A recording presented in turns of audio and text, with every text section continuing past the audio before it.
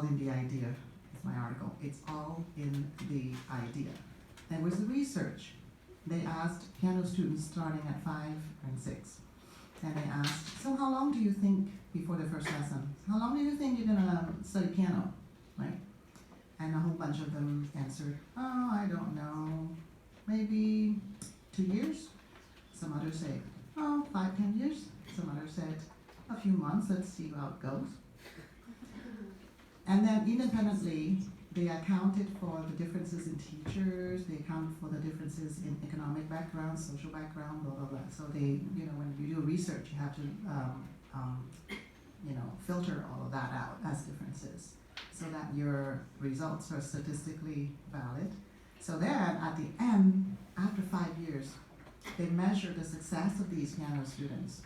They recorded how many hours they practiced per week. The evaluation was done by a third party factor and all of that. Guess, if we equalize the number of hours, let's say you practice 2 hours a day, you practice 2 hours a day, you had the same piano teacher, you had same amount of lesson time, that's it, okay?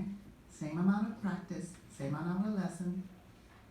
The only difference was the idea you had at the beginning. Let's say you say, oh, I don't know, maybe a year, and then you say, yeah, I think I'll play the piano for 5 to 10 years. The only difference was that, and that made a difference, huge difference in the success of the student, measured by like an exam evaluation, right? Skills on technique, skills on musicality, blah, blah, blah. Why is that? That the mind by itself really influences how much progress you're making as a musician, but also in your academic work at school.